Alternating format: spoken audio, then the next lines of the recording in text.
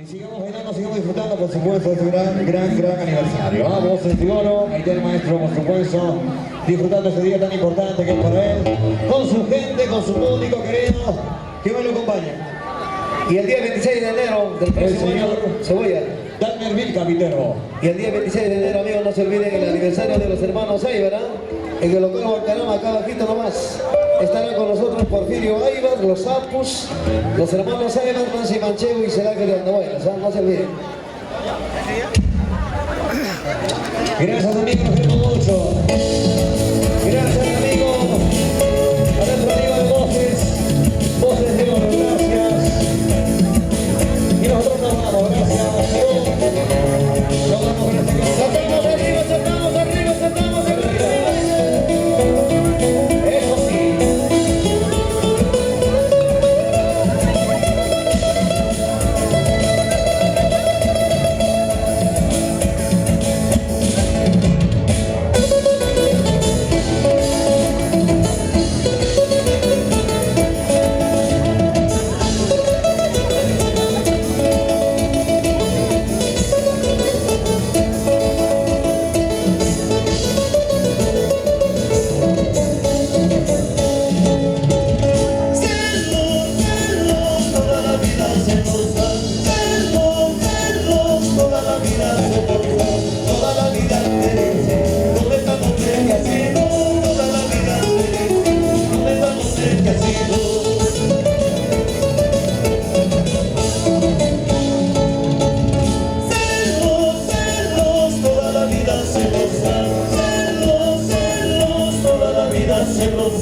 Toda la vida te di, todo el amor que ha sido, toda la vida te di, todo el amor que ha sido.